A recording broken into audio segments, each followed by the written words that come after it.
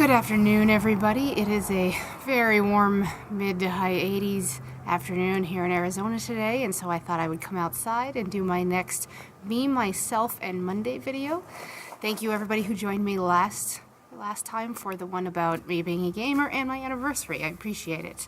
So this one's going to be significantly shorter and a lot more off the cuff. I appreciate everybody being so tolerant of my eye reading last time. So, today I wanted to let you guys know a little bit more about me, and that little bit more about me today is going to be the fact that I love camping. I have lived in Arizona my whole life, minus about 3 months when I first got married, and as such, I've been to a few different places around the whole state as far as camping goes. I've done a few of the lakes up in Prescott. I've also done Munns Park, which is just outside of Flagstaff, on the south side of Flagstaff. And I've also done up in the Payson area, or out the 87 towards Payson. And that would be like Christopher Creek. I love going up Heber and Pine Strawberry, up on the Mogollon Rim, and out of all the places that I have camped, I've actually camped on Mount Lemmon too, down in Tucson. My favorite would have to be on the Mogollon Rim. Now, for those of you who have never heard of it and are having problems Googling it, it is spelled Mogollon, so like Mogollon, but it's Mogollon. And the Mogollon Rim, if you've never been to it, is absolutely gorgeous. You can literally take the road out of Payson north, and eventually, if you were to do the roads correctly, you could meet up with a road that wouldn't then take you into Flagstaff. But you go up beyond Pine and beyond Strawberry, and then you keep following the road, and eventually you'll hit a road called Forest Road, or FR300. And from FR300, you then hit a bunch of different dirt road back trails, and there are lakes and all kinds of, meadows and pastures. And some of them are fenced off, so you can't really get into there, but it's all wonderful, big, huge, tall pine trees, and the bugs aren't too bad, even though you're around water, because we don't really have that big of a bug problem out here in Arizona. And so if you keep going on Forest Road 300, eventually you'll end up on a different road, possibly. It's a little confusing sometimes.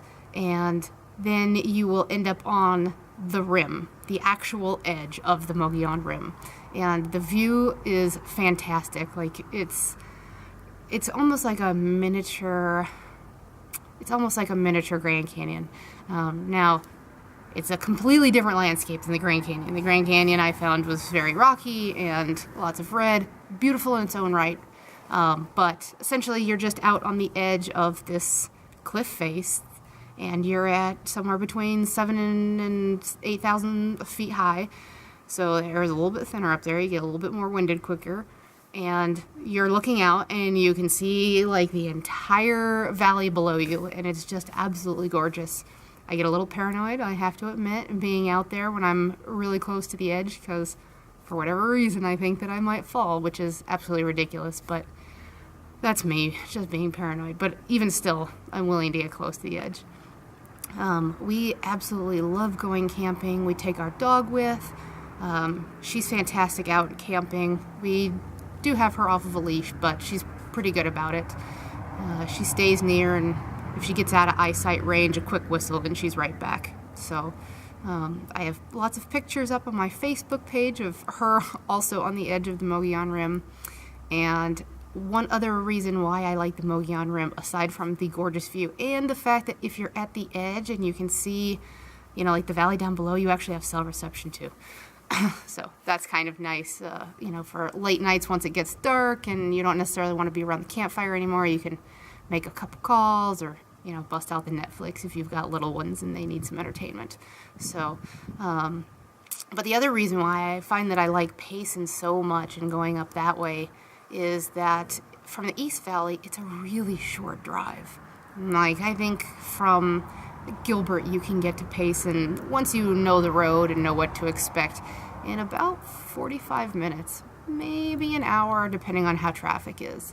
But So that makes getting out of the valley and out of the heat in the summertime really nice. Let's see here. Not sometimes, quite often during wintertime, the area will have snow though, and so it will be closed.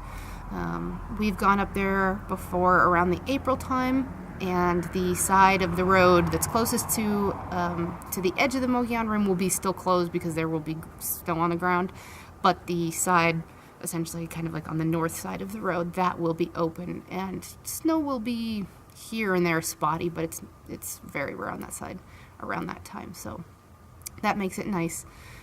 It can get down into the 20s and 30s at nighttime. We've had it down into like the 40s and low 50s even in the dead of summer when we've gone before, so it kind of all depends on what the weather is like that time.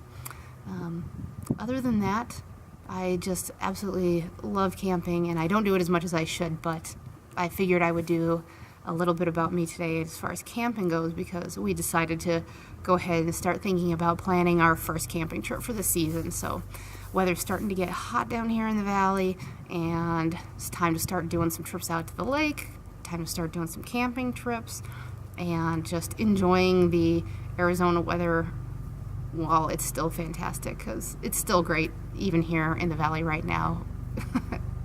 Regardless of the fact that it's peaking it in the 90s like estimated the next few days. So anywho, as far as camping goes, the type of camping that we like to do is we typically go rustic.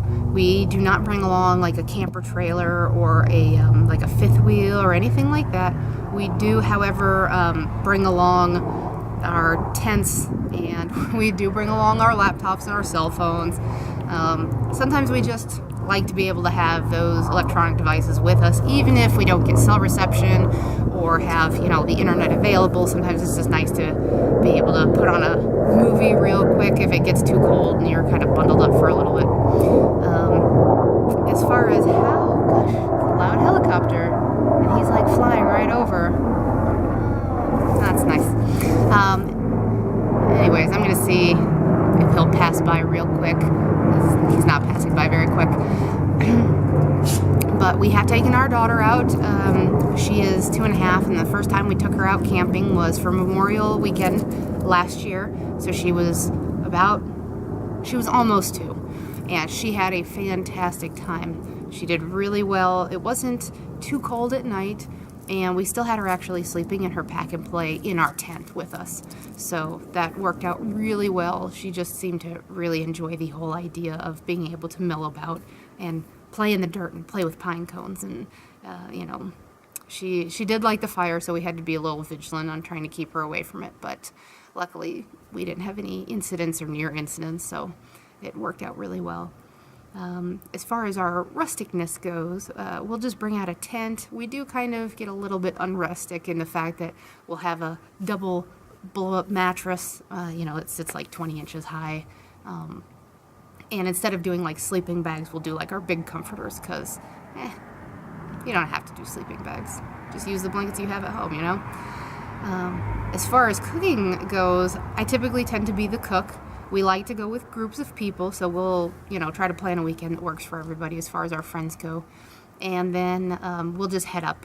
I'll do a lot of pre-prep work as far as what the food will be, plan it out for like the 2 to 3 days that we're there, each meal, and like how many people.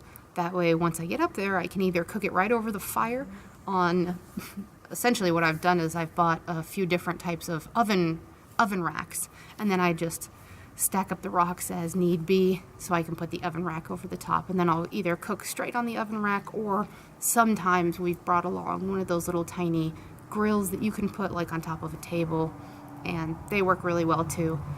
The last trip that we did, I actually had one of those camping stoves. It was the first time I had used that. I found it a little bit cumbersome compared to what I'm used to doing, but I was able to do a lot more than I am usually able to do. So there's a trade-off there. I'll get used to it this year, so we'll see.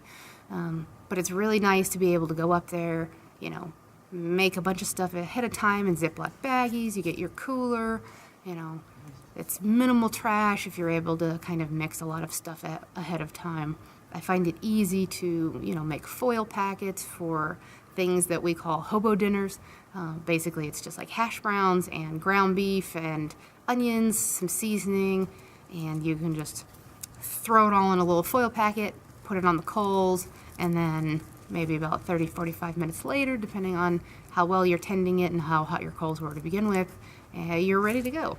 So the hardest part, I think, about being out there is the fact that you're up in the morning when the sun comes up. Like, as soon as the sun goes down, you start to get sleepy.